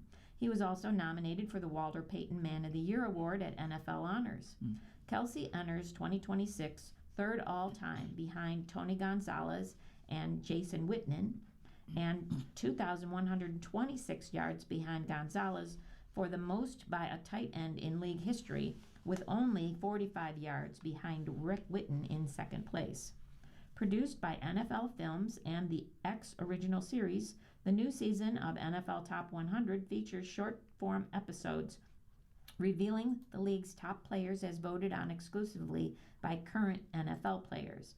Episodes debut on weekdays on X through Friday, September 4th, and will air later on NFL Plus, as well as other NFL-owned and operated social media platforms. Ayuk takes shot at quarterback Daniels. It doesn't look like Brandon Ayuk will be a member of the Washington Commanders after all. After numerous social media posts in which he said he's planning to join the Commanders, Ayuk suddenly took public jams at Washington's franchise quarterback, Jaden Daniels. In an Instagram story where he tagged Daniels' account, Ayuk said, "Five gonna text me talking about you're on my team now, you follow my rules." Boy, I'm a grown bleep man, boy, you're gonna have to start running behind your mama and I might believe what you're talking about, but until then, Ayuk is still a member of the San Francisco 49ers, but he's on the team reserve and did not report list. He's also taken swipes at Niners general manager for John Lynch and his former agent, Ryan Williams, calling them weirdos. Additionally, Lynch said in January that Ayuk has played his last snap as part of the team. Sounds like he needs a concussion protocol. Yeah. Daniels, Ayuk's former teammate at Arizona State, seemingly responded to the whiteout with an Instagram story of Houston Rockets forward and Commanders fan Kevin Durant giving a thumbs down to a fan earlier this year. Ayuk then posted a gif of him holding a pair of shoes with the message, "Let's run at 5, let's see. Now you available, all son, and I'll do the same." The back and forth was preceded by a viral video of a fan during the World Cup match shouting at Daniels, "F Brandon Ayuk, you better not throw his to him next year." Daniels laughed in response. The Athletic previously reported that the Commanders would consider a short-term deal with high incentives if Ayuk became available, with the hopes that he could rediscover his form from years ago. It's not known if the team's stance has changed after Ayuk's string of social media posts. The 28-year-old missed all of last season due to a severe injury he suffered in 24 when he posted just 25 receptions. However, he posted a career-high 1,342 receiving yards back in 23 and a career-high 78 catches back in 2022. I think he needs to get his act in order first. I think so. He's got a little... Let's talk about emotional fitness while we're at it. Yes, what about emotional fitness? That's right. 10 reasons to keep trudging onward. Staying on course can be a challenge when life throws you a sucker punch. Here are some tools to help you get to where you want to go and shake off what has held you back. Listen carefully, you there, NFL player. Number 1, don't give up. Once you quit, nothing is ever quite the same. Whether it's a relationship, a job, or your life, you are in charge of your choices. Giving up may enter your mind, but find some way to keep going even if you have to do things a little differently. Number 2, take it one day at a time. This world can be tough going. Former lovers sue each other, companies fire people to increase the bottom line, and there are evil people out there who get their kicks by hurting others. You can't let all this get to you. Try talking first, because you don't always need a lawyer, and get your personal support system involved. Number 3, love and prosperity can come in a New York minute, so be ready. You really do never know what tomorrow will hold. I have seen things change drastically and for the better overnight. And even if change takes a little longer, it's better than hiding from the world. Number 4, stay positive. The world is not your enemy. Albert Einstein once said that the most important decision we ever make is whether we believe we live in a friendly or hostile universe. This is true wisdom from a great man who knew more about the nature of things than almost anyone. Number 5, keep moving forward. You may have been hurt badly, but you're not broken. You may have lived through a life-altering trauma, but if you have a beating heart and air in your lungs, you can get back on your feet. Number 6, go at your own pace. Remember, it's not a race. If you do just one thing a day, you will make progress. If doing that one thing seems overwhelming, get started anyway. You can always give yourself the weekend off. Pretty soon, you will find that doing this work to get to the next level of your life is actually rewarding, and you'll begin to feel better. Number 7, even making a little progress can go a long way. The key is to stick with the task. It's like writing a book. In the beginning, you have an idea, or maybe several, but by writing one page at a time, you will complete the task and feel pretty great about yourself. Progress is a great healer. Number 8, recognize that what you are going through now is not permanent. Sadly, there may be things we can do nothing about, but we have more control over our own moods and actions than most people think. Whatever circumstance you are dealing with, your job is to nurture the strength within yourself. Doing this will bring you greater stability and success in all areas. Number 9, think about what you're thinking. If you are thinking you'll fail, it could become a self-fulfilling prophecy. Research says that up to 80% of our thoughts are negative. But when you learn to recognize your negative thoughts, you can begin to think more positively, which will make you feel better about yourself and your life.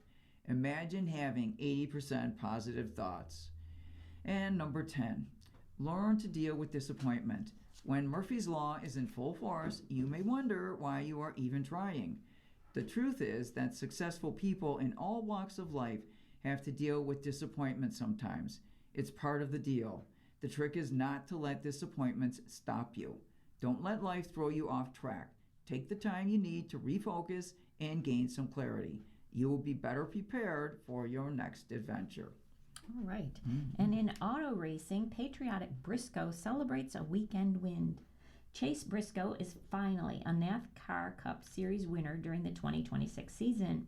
On Sunday night, Briscoe and the number 19 team for Joe Gibbs Racing won the Euro 400 at Chicagoland Speedway.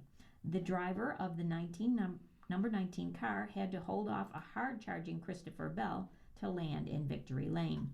Following the event, Briscoe discussed his big NASCAR win at Chicagoland on 4th of July weekend. It was a special victory for Briscoe. "Yeah, how about that race?" Briscoe said. "Was that a good race? It felt awesome. Yeah, what an unbelievable weekend. I feel so American, winning in the Bass Pro Shops red, white, and blue car. 4th of July weekend, 250 years. Man, just what an unbelievable race car. Team did a pretty good job. Honestly, did not see this coming. I kind of felt like I was struggling in practice and qualifying. Man, just so cool to get this paint scheme back in victory lane. What a cool weekend to win a NASCAR race." I wonder if he breathed during that. Briscoe had to use some help from A.J. Allmendinger, a lapped car, and aero blocking, but he was able to hold off his Joe Gibbs Racing teammate. It has been a tough season for Briscoe, so it is about time that he earned some luck. Now he will hope to carry off this momentum to Echo Park Speedway this weekend. Meanwhile, Tyler Reddick is finding trouble and bad luck as of late, as evidenced by a radiator issue while running in the top 10 halfway through the race at Chicagoland.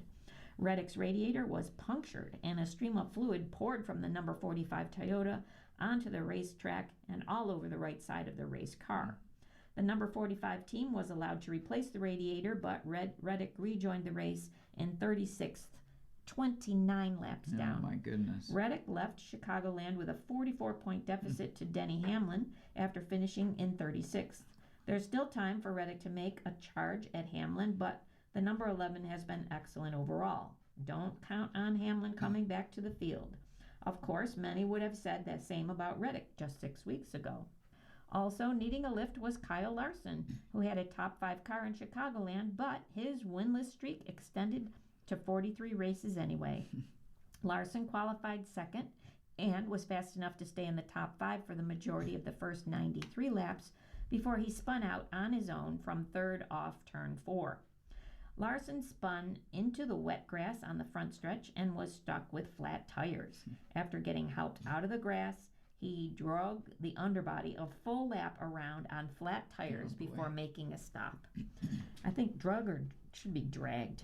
The number 5 suffered damage to the diffuser and underbody, losing 2 laps in the process. Larson never got his 2 laps back before the end of the race, and he finished 34th.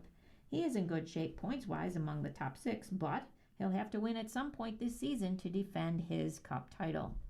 And NASCAR is inspecting Bowman's car. NASCAR is performing a deeper inspection process after the Cup Series race at Chicagoland Speedway last weekend. Alex Bowman's number 48 car for Hendricks Motorsports had been taken to the NASCAR R&D Center for further inspection. Bowman finished in 5th place Sunday night.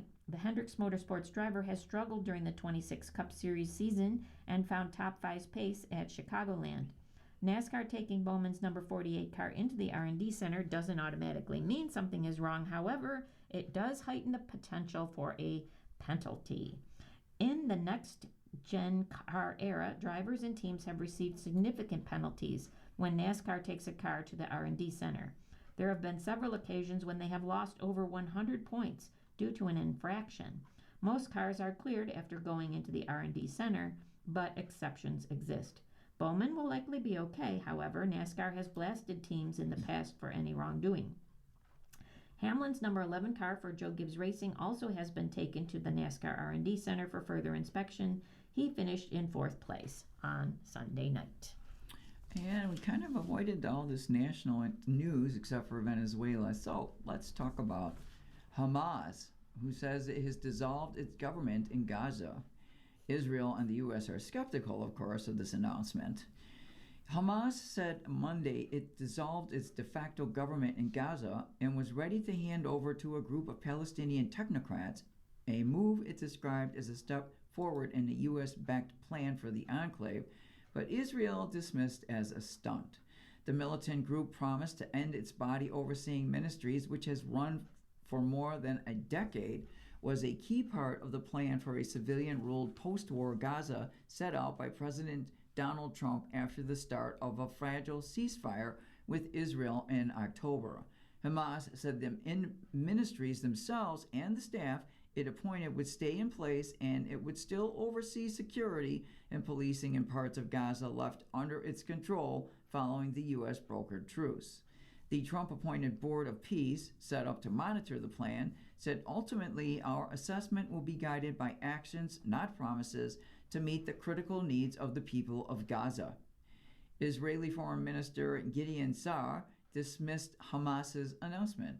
The group's apparent willingness to make room for a technocratic government is designed to prevent its own disarmament, Sa'ar said on social media. I think we have time for a little bit of golf. Harrington's repeat revives memories. Everything old was new again on Sunday at Scioto Country Club. Shooting 66 in the final round, Padraig Harrington successfully defended his U.S. Senior Open title, passing Stuart Sink by 4 strokes just outside Columbus, Ohio. It was the 3rd time Harrington won the event. Aside from his 2025 victory at the Broadmoor near Colorado Springs, the Irish star also captured the crown in 2022 at Saucon Valley in Pennsylvania when he nipped Steve Strickler by a stroke. After winning the championship, a feat that came with an $800,000 prize, Harrington was given the Francis D. Ouimet Memorial Trophy in front of the club's impressive clubhouse. And to mark the 100th anniversary of Bobby Jones's U.S. Open victory on the same course, Harrington's trophy was a near replica of the one taken a century earlier. According to a story published by the Columbus Dispatch, Jones came to Columbus that weekend thinking he had little chance to win that event.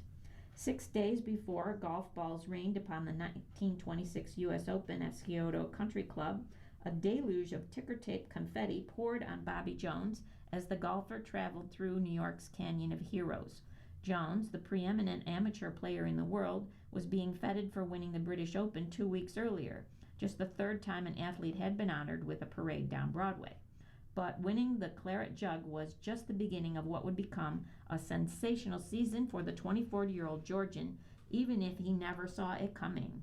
Jones showed up at Scioto wearing his +4s on Tuesday before the July 8th start of the U.S. Open, known then as the National Open Championship of the United States, feeling burned out from a combination of playing the British Open, the transatlantic travel, and all of that hoopla in New York. I was stale and I had no idea of winning, he said. But Jones, who won his first U.S. Open in 1923, overcame a stomachache to capture his second national championship by one stroke, becoming the first player to capture British and U.S. Open titles in the very same year. Goddard emotional after Deere win. Chris Goddard was brought to tears on the driving range at TPC Deere Run in Silvis, Illinois on Sunday when he got word that he had won the 2026 John Deere Classic. It's not because he's a stranger to winning. In fact, it was his third victory in the last 7 months. No, this one spurred extra emotion for the 26-year-old from New Jersey because it was a family affair. His usual caddy, Brady Stockton, is home with a newborn baby, so Goddard's little brother Patrick was called up to do the big leagues, to carry his kin's bag. It's such a cool moment, Goddard said. Obviously, Brady, who carries for me normally, had a kid last week, and we kind of planned this out a couple months ago. Patrick and I were just planning on having a fun week and obviously try to come win, but to have it actually happen, it's just cool. It's a special moment that we'll never forget. Goddard was virtually flawless Sunday, firing a bogey-free 9-under 62 in the final round to erase the 5-shot deficit he faced to start the day. He posted 20 under 264 in total to win by 1 shot over Max Homa, who finished solo second, and by 2 over Lee Hodges, Lucas Glover, and Ben Coles, who held the lead for much of the day before the disastrous final hole. I really felt like I grinded it out this week, Goddard said. Today it kind of all came together, but the first 3 days I didn't have my best stuff. I talked about it earlier in the week, that even got my not-so-good stuff has gotten a lot better, which is great. Then, obviously, to come out today and to shoot 9 under, it was awesome. Definitely not what I had in the cards, but I'll take those cards dealt to me for sure. A year ago this week, Goddard was ranked number 165 in the world and only had 1 tour win to his name. Now he's a 5-time winner and will certainly move up from his current standing at number 14 in the official World Golf Ranking. Goddard shocked the world when he outdueled Rory McIlroy to win the 2025 Jellyfish Scottish Open, a title he'll defend at the Renaissance Club this coming week. Then he established himself as one of the tour's premier players with a win at the season-opening Sony Open in Hawaii and another 3 weeks later at the 26 WM Phoenix Open. And with his victory at the John Deere Classic, it's safe to say he's not the plucky underdog he was exactly 1 year ago. He's not even just a middling tour player who contends from time to time. He's a bona fide star. We're all crazy golfers. The bad feels really bad even though they're not that bad, and the good feels like you're unbeatable. Today, I obviously had a really good day, Goddard said. This whole year has been really good, if you look at it in the big picture. I obviously got off to a great start and was grinding it out in the middle of the year, but that's not unexpected. Hopefully, this kick starts some other great stuff. I'd be lying if I said this year wasn't a massive success. Okay, how about something that's been going on this day in history? Back in 1456, Joan of Arc was acquitted and declared innocent of alleged heresy by a retrial verdict 25 years after her execution by burning. That's a little too late. A little bit. In 1834, the New York anti-abolition riots began as mobs attacked large swaths of New York City, targeting homes, churches, and businesses of black residents and known abolitionists. In 1865, four co-conspirators in President Abraham Lincoln's assassination, Lewis Powell, George Atzerodt, David Harold, and Mary Surratt, were executed by hanging at the Old Arsenal Penitentiary in Washington, D.C., present-day Fort McNair. In 1898, the Hawaiian Islands were annexed by the United States via the Newlands Resolution signed by President William McKinley. In 1911, the North Pacific Fur Seal Convention of 1911 was signed by the U.S., Great Britain, Japan, and Russia. The agreement banned open water seal hunting north of the 30th parallel in the Pacific Ocean. And here's a good one. In 1928, sliced bread first went on sale at the Chillicothe Baking Company in Chillicothe, Missouri. The loaves were cut using a machine devised by Otto Rodwetter.